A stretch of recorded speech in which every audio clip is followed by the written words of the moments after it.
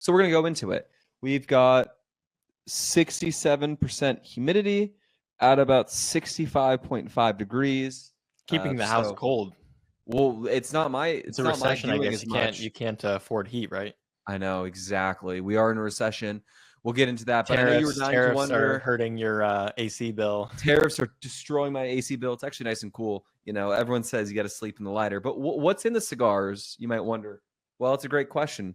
This is my newest thing. People have been asking, oh, what's that behind? Because they see the new office setup. Well, let me tell you. Also, you're giving free advertising to Hunter, by the way, with the Raise Masters thing. I mean, it's a cool thing, right? It's a cool trophy. It's also 100 million. It's cool. 100 million. But that said, what are these, Rob? Wow. Are those Partagas? Yeah, I got Cubans, if you're wondering. If you're a big G in town, you want to smoke a cigar, talk about investments, and yeah, so if you want to go hang out with Craig, or not, forget Craig. If you just want to smoke Cuban cigars on the golf course in Phoenix, then you got to reach out to Craig. Yeah, exactly. Help me help you do the best thing. So I got that there. I got some Davidoffs here below, and then I got a variety pack of Connecticut's just to spruce things up, figure out what I like next. You should put the Connecticut's. This is silly, but it's because it's such a small humidor. It doesn't really matter, but you should put the Connecticut's on top and put the Cubans on the bottom, because Cubans actually prefer lower humidity and Connecticut's actually prefer a little higher humidity, and heat rises, humidity rises. So, but think about this, you know, when you have alcohol, do you put the wells up top or below? No, for sure. You know, it's top shelf stuff there. So I get it. In any event, you know, if we're really going to hack it, perhaps I will. Perhaps I'll mess it around and I'll move the shelving accordingly. But yes, that is my cigar collection. If you're wondering for now, if you want to donate me some or have any smokes that you recommend me get, would love to know. Rob, you should actually create a little quick video in your apartment on your humidor right now. I think people would like that little personal flavor and panache that you can throw to it there. So perhaps little humidor tour incoming. Exactly. A apartment humidor tour would be excellent. But with that said, I am your host, Craig McGrouther, the Director of Business Development at Lone Star Capital, more than 2xing the company's growth from when I started here. I think we're about 200 million to now 700 million in AUM. So I'm not saying it's all me, but you can read between the lines, alongside the founder and CEO, Rob Beardsley. Of course, doing everything that he does at the company, crushing it. How are you today, my friend? I'm wonderful. Excellent.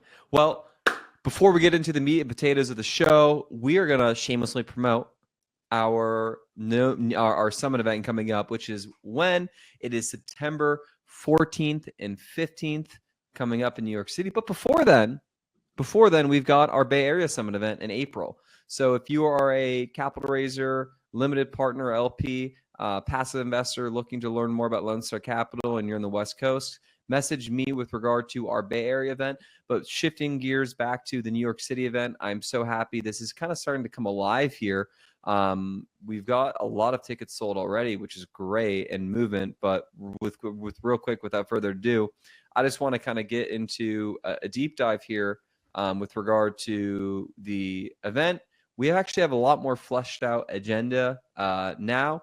So if you go to our website and then you go to About, you will see over here, I believe. What is it? LSC Summit, LSCSummit.com. Correct. So if you go to Insights here, Summit, you have articles, podcasts, books, so on and so forth. But it's simpler. People can just go straight to it, LSCSummit.com. Excellent. So LSCSummit.com. This will be a day-and-a-half event, Sunday, September 14th, 5 to 9 p.m. Official kickoff at Carnegie Club. Very, very high-end. Very, very nice space there where everyone will come together kind of as a meet and greet, get to know one another. Super stoked on that. And then we really do feel like this is the best iteration of the event yet. So we're going to have a jammed-packed Monday, September 15th at the One World Trade Center, 8 a.m. registration if you want to get going there. Probably the best breakfast you're ever going to have at a conference. And I've gone to every conference, and I know the conference food is not as good as this, I assure you. 9 a.m. opening remarks, keynote by Rob Beardsley, followed by the one and only debt panel that Nate Lowy, our Juniper Capital Group friend, will be throwing on there. You know, this is really when it comes to the best and brightest on the debt side of things. Nate is such a savant. He does how many, maybe hundreds of millions, if not billions of debt a year, Rob, would you say? Yeah, It's definitely, it's like It's an half a absurd billion. figure. It's half a billion to a billion. Yeah, so this guy knows everything. He knows all the products. You're going to want to hear his takes and his insights because he hears everything from industry sources. I know he'll be coupled up with someone else, but I don't want to say who that is unless you know who that's going to be at the No, moment. no, I'm not sure yet. Okay, gotcha. So it's TBD at But the I moment. think I heard JC is doing the debt panel. Oh, is JC? Yeah, well, I know JC. Yeah, JC is doing the debt panel. Right, exactly. Then we've got a networking break that'll be quick.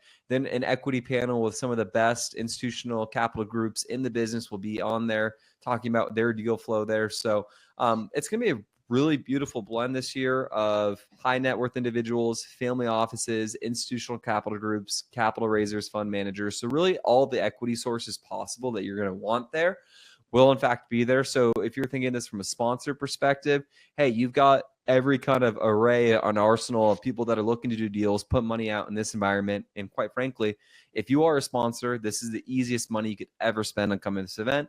And if you're an equity partner, we've got really, really quality and vetted out people. This is invitation and application only to come to this event. There's no general public. There's no riffraff coming through here. So you're going to want to be a part of it. So that said, equity panel, kind of the latest and greatest as to what's going on, the soup of the du jour at the time. And this point, we'll know a little bit more about the market. Things will unwind a little bit more deal flow will be happening at that point because I think the dam will have been broken with regard to deal flows. So there's going to be equity all over the place and someone's got to raise it. It could be you. Then we're going to go straight into the world famous speed networking round that everyone loves and gets so much value out of. What is this? This is hand selected meetings for people to partner up with, whatever you're looking for. And that's why we like that application process. We want to know who's going here so we can make sure that you, in fact, are getting the right meetings for what you're seeking at this event. So this is all about you, getting you the value, making it about networking. So that said, the speed networking hour and a half, it's gonna be like what, 12 or 10 or, Yeah, or so 11 meetings.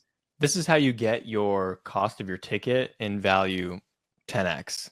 Is you don't have to stress, you don't have to think about how am I going to get the value out of this event. You know that through this speed networking hour and a half, you're going to have, I think we're going to do 10 9-minute meetings.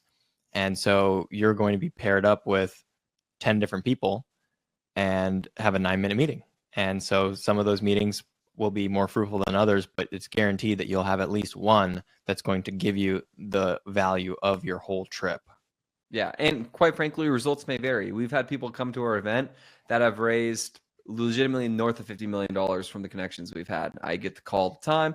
He just said, let me know when the tickets are out, and I send it to them. Similarly, we've had people that maybe aren't as good in the nutshell of, raising money like that and presenting themselves. And, maybe they're a little bit disappointed. That's on you. We're giving you the opportunity to go there. But the other thing that you mentioned there, which is you don't have to think about getting your value out of this ticket. Why? Because the pre-party the night before, people are going to be there. You can kind of meet one another. You can come up to myself or Rob and say, hey, I'm a so-and-so looking for so-and-so. Who should I speak with? Well, you're going to get a curated, and hand-selected meeting right there. You're going to get a curated and hand-selected meeting right there. And then on top of it, you're going to get, so you get the speed networking. And on top of that, if you want to come over to me to say, hey, who is this person? What are they looking for? What am I looking for? Come to me and I will put you in the right spot in that room. You get the personal feel to this. This is not a 1,000+ person NMHC event. This is a very small, on design, by designed room. I think we're capping it to 120 people this year. This will be the biggest and best version of that yet, followed by the speed networking. We're going to have a lunch. And then what I'm super excited about is we're always trying to iterate this event. We're always trying to deliver you something different and new. And I think with the main keynote speech here, we're going to have something that's really special. So Rob, can you take it away on Paul Hutchinson, please? Sure. Yeah. Paul Hutchinson will be in attendance and hanging out with us the night before. He'll be, of course, at the summit on Monday, the second day as well. And he'll be delivering a keynote talking about scaling Bridge Investment Group to 20 billion and beyond. So he was the founder of Bridge Investment Group, and they're a national multifamily lender, operator, investor, and 20 billion is a very big number. So he'll be sharing his insights from that journey. And then he'll also be talking about his foundation, which is the Child Rescue Foundation, I believe it's called. And so we had a chance to speak with him in person about it, and he's incredibly passionate about it. He actually self-funded The Sound of Freedom, which is a movie based on a true story about these child abductions and sex trafficking and things like that. And so he has actually been a part of countless rescue missions. So he kind of lives like this James Bond, I don't know, Batman Double type life. life. And yeah, so Sound of Freedom is I guess it's the most successful independent film. So yeah, he's a super interesting guy, very approachable. He loves to talk with everyone. So he's going to be around to chat with everybody, to give the keynote, and hang out with us at dinner at the end of the night, which of course you'll be talking about here as far as what's coming next.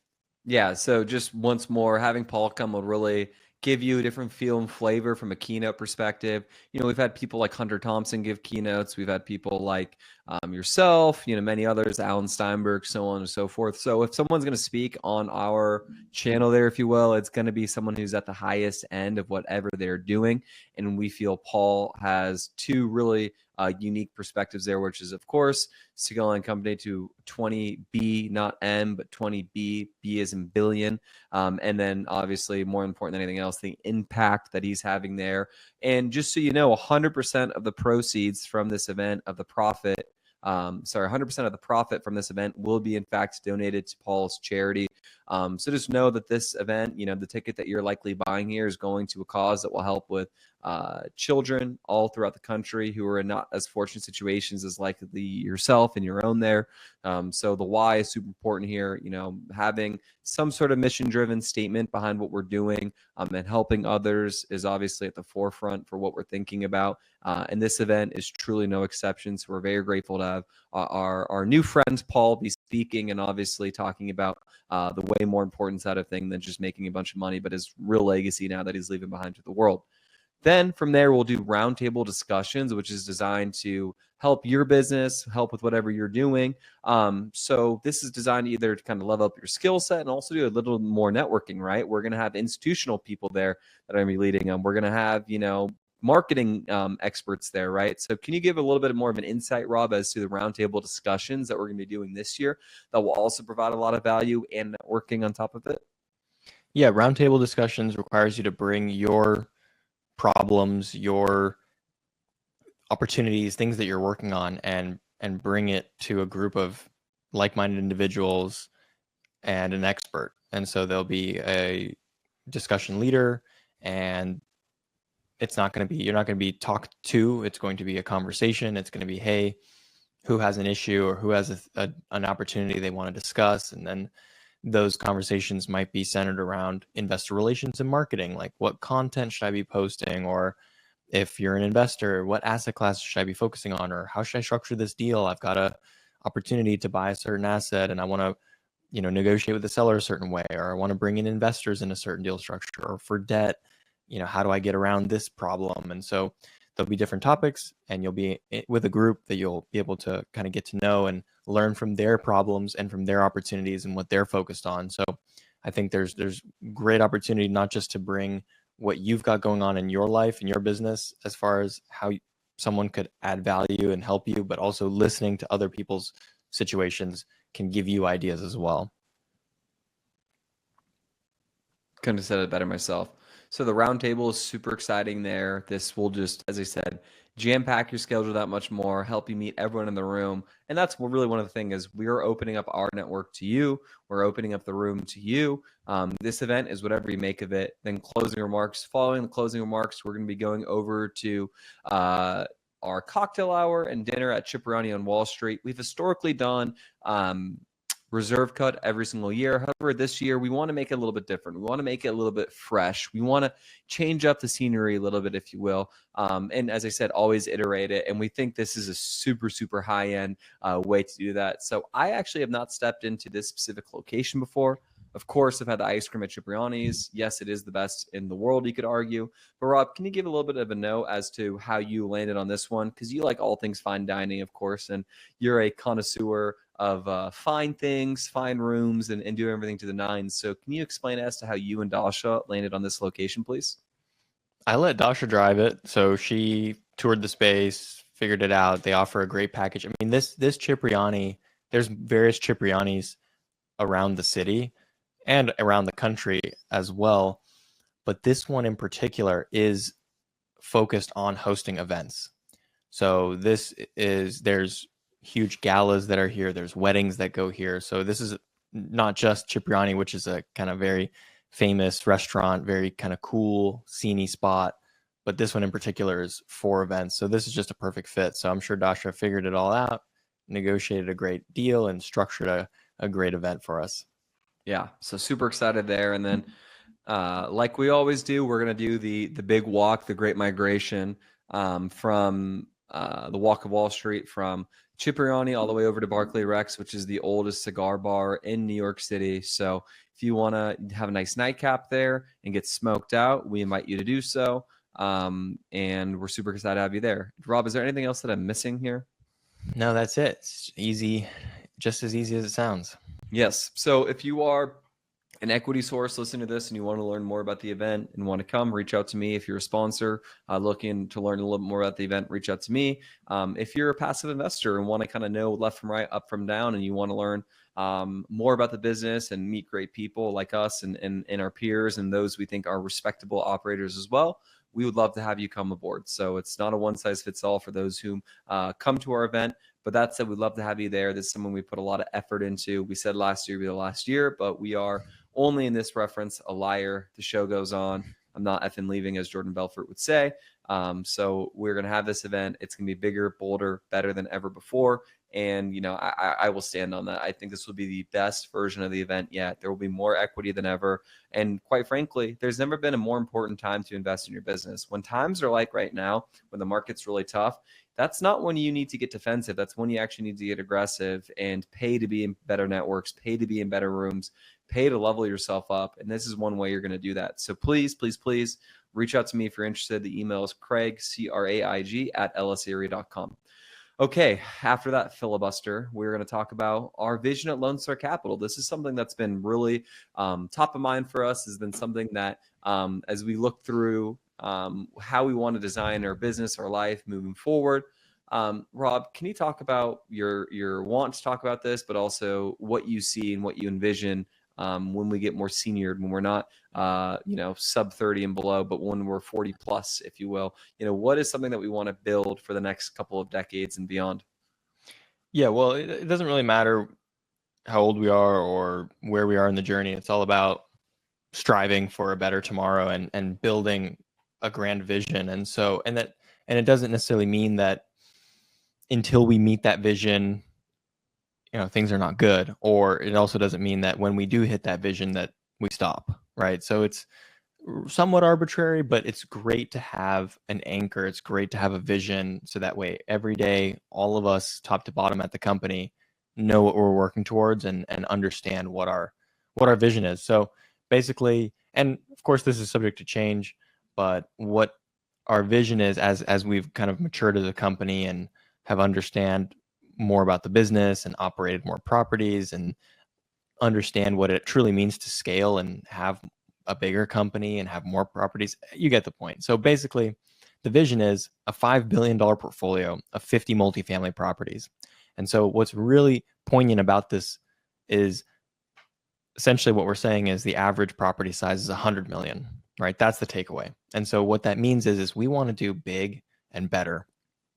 We don't want to have 100,000 units that are scattered across, tons and tons of properties. That's a nightmare. That's a headache. We think there's an easier way to do it. So we think that we can be big while being small. And 50 properties is actually not a ton bigger than where we are today. Right now, we have 22 properties in the portfolio, and it's manageable, right? We don't have to have a huge company where I don't know the name of, the people that work to my left and to my right. And so going from 22 properties to 50 properties is very doable, right? I feel like we're building the infrastructure to grow into 50 properties. But the difference is the average size of the property, right? Right now, our average property size might be something around 25 million or something. So we're looking to basically 4x the average size of the property to get us to that 5 billion, because then we can have scale. Everything just makes more sense with scale. You are still working on the same stuff, but the output is so much bigger, right? It's the same property, right? It might be 200 units, it might be 300 units, but the revenue and expenses are bigger. There's more investors, there's more equity, there's more debt. The implications are bigger, the outcomes are bigger, and we want to operate with high leverage, not debt leverage, but operational leverage, human capital leverage. And so bigger properties really provide that. It's kind of the cliche of $1 million deal takes the same amount of work as $100 million deal. And this is in line with our vision. So that's one big key piece of the vision. The second piece is we want these properties, this portfolio of 50, to be so well located and well built that we'd be proud to live in them ourselves. And I think this is something that you can feel, right? It's location, it's the quality of the asset, it's the growth prospects. It really puts you in the mindset of a long-term owner. It doesn't necessarily mean that we have to own every property for a long time, but when you think like an owner and not as a flipper or as a trader, you treat the business differently, you treat the property differently, and you operate with a higher level of professionalism. And so that's how we want to approach. We want to approach these properties as long-term business assets that we invest in and that we will be a part of for a very long time and that we'd be proud to live in and own. So that's really, really critical. And so what that means is we're trading up over time. And this is a very natural progression for real estate operators like ourselves. You kind of start out by buying the worst property in the worst location. You cut your teeth, you learn You get the business. whatever deals the brokers grant you with, right? Exactly. Yeah. So you kind of just make do. And then you learn, you say, wow, actually running that deal in that tough area, that was really hard. And then you kind of level up, you buy a nicer property, you buy a bigger property, and you get into the better location. And at first you shy away from the good location deals because they're expensive. And you say, well, I'd rather buy the cheaper deal in the worst location. But then you kind of learn your lesson. You realize, you know what, it's actually worth paying up more. I might get less cash flow or something, but it's just so much less risk, so much less headache. And that is really worth every penny. So those are things that you kind of need to learn by doing. And it's very hard to just be told. It's similar to being cycle tested, right? Everyone can tell you, and you can read all the books and articles about how people went crazy over tulips, or people were going crazy in the .com, and people are going crazy for single family homes, and then it crashed, and then that's the cycle. And then until you've really lived the cycle, it's very hard to know the cycle. And so it's kind of similar to operating Class C properties and C locations versus B and B versus A and A. You have to feel it.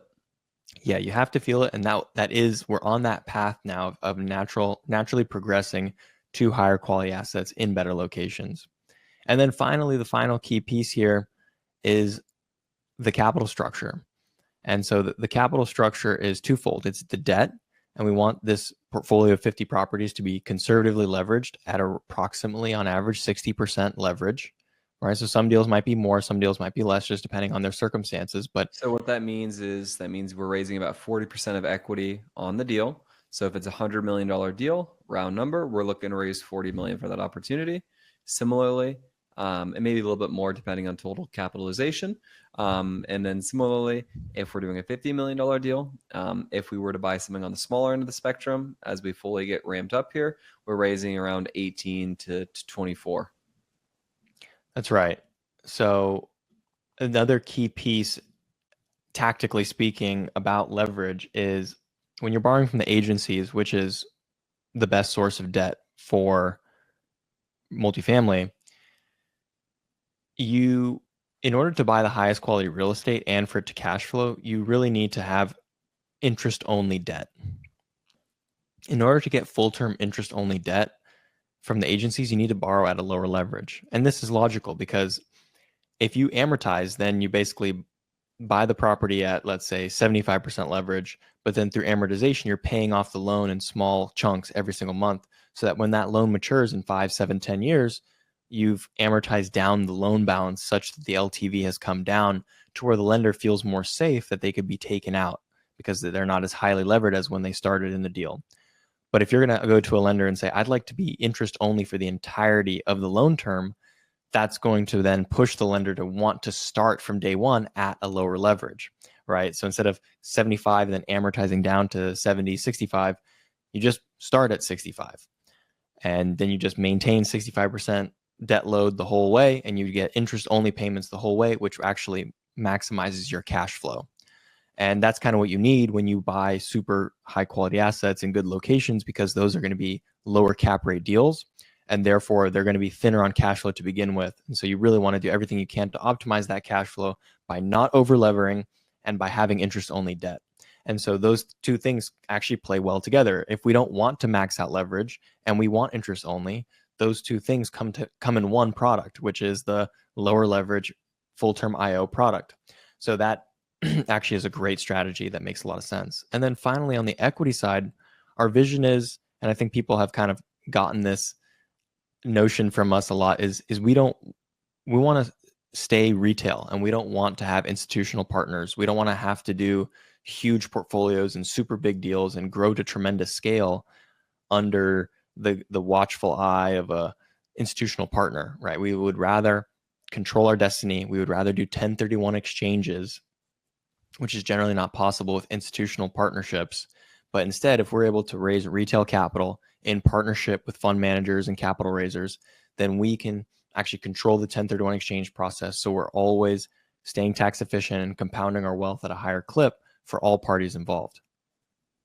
Perfect. And then, we obviously want to have as many high net worth individual investors in our deals, coupled with other fund managers as well that we like. So we're still looking for those equity sources. Quite frankly, we don't know what the market's going to hold. We don't know where we will be, but we're always looking for new relationships there. But at some point, we're not going to be looking for new relationships. Perhaps a decade from now, it's only going to be repeat recycled or heavily referred people that we want to work with in our capital stacks. So that said, we'd love to work with you right now. Get in while the going is good. Awesome. All right. Final topic we can get to is, well, actually real quick, are you tipping off? So that's the strategy there. Is there any locations? We've made it clear that Texas is where we're going to stay as well. Arizona is where we're looking to embark onto next. But is there any other markets you foresee yourself, from a grand vision perspective, acquiring deals in for the North Star vision there? Or do you want to save that for another time? No, I'm not going to really think much about that. I think we're going to put our heads down and try to scale up our portfolio and operations in Dallas, Houston, Phoenix, and I don't think we'll be open to a new market for the next 5 years. Sounds good. Awesome. Well, today is April 3rd. So I want to timestamp this because obviously there's a lot of volatility right now. But if you've checked your stock portfolio right now, it's not having the best day it's had all the time. So Are you feeling poor today? No, I'm not, because I don't really care. That's just, I'm an investor just behind the curtain here. I'm going to add. I'm not going to be hyperbolic. I like liquid stuff, but I'm really unfazed because I'm not looking to opt this out and sell it and buy something else with it. When I look at stocks, it's just there to contribute and add to, not to kind of move around and manipulate like some people we may not know. So that said, just looking to stay there. It's going to compound accordingly. I will say if I had $100,000 just laying around, I would love to buy S&P 500 today. I think it's a great time to do it because the market, as I said, is taking a dump. But Rob, with that said, why is it taking a dump? What is going on? As I said, it's April 3rd to contextualize where we're at right now. I wouldn't want to give you a time, or it's important to timestamp it because who knows, there's so much up and down, but the market's not having a good day today. So why is that the case? Yeah, I mean, we're seeing a classic risk-off trade happen right now where stocks are being sold off and bonds are being purchased. And so the reason why that's risk-off is because U.S. Treasury bonds are perceived as a safer asset, and so it's a flight to quality. And so people are selling risky assets like equities, and they're purchasing U.S. government bonds. Those are considered risk-free. That is a risk-off maneuver, and what it's doing is it's obviously the selling in the stock market's causing stocks to go down, and the buying in the bond market is causing bond prices to go up, which inversely means bond rates or yields are going down. So it's really amazing. Treasuries are down a ton today. I'm looking at the 5-year on my phone. It's right around 375. The 10-year is 405 right now. So we're really seeing treasuries come down to a level. They've already been coming down in anticipation of the tariffs, but basically Trump signed in those tariffs yesterday, and the world is reacting to them very negatively because they believe that this is going to cause a global trade war. where there's retaliatory tariffs, and basically this causes inflation and lower growth.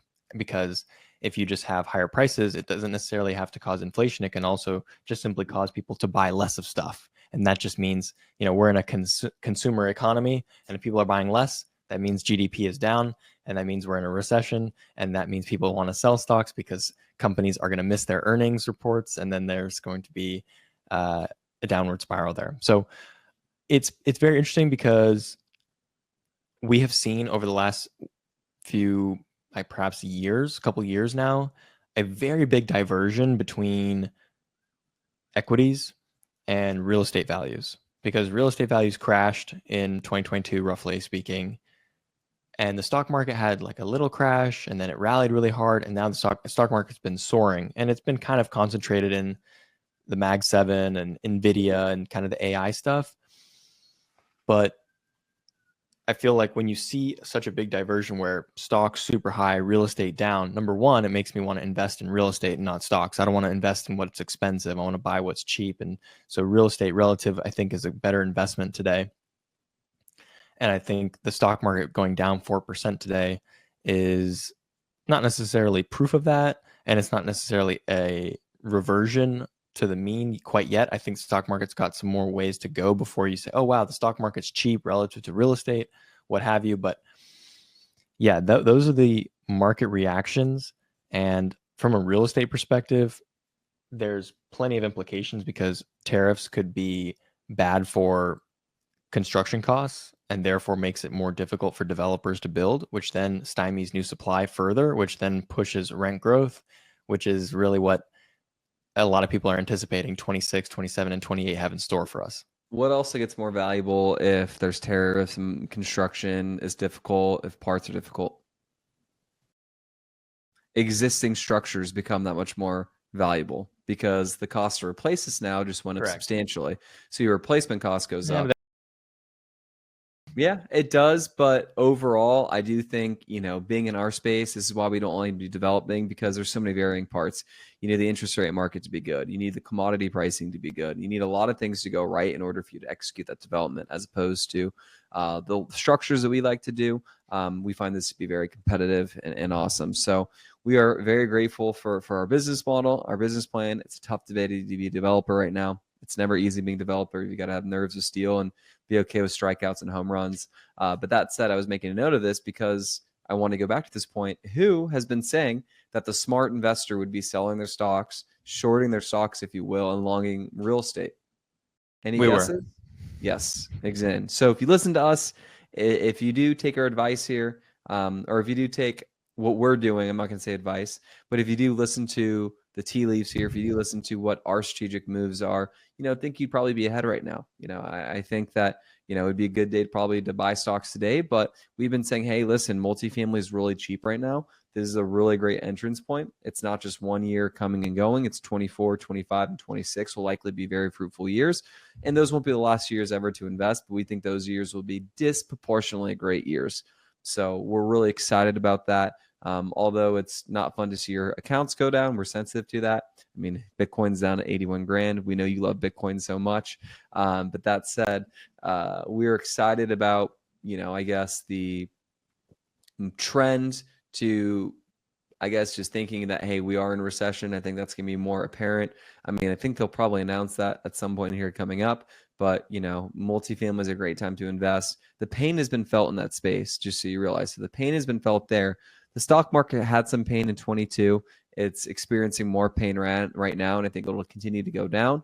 But stocks being super hot, or treasuries and bonds being super high, is our direct competitors from an investment space, if you will. So it's exciting to see, things normalize and kind of do what we anticipated them to do from what we've have been experiencing and kind of been feeling from a internal perspective. Buy your tickets to the summit. Reach out to me if you need any information on it. We'd love to have you. For all those who are listening, we appreciate you, and we will see you next week.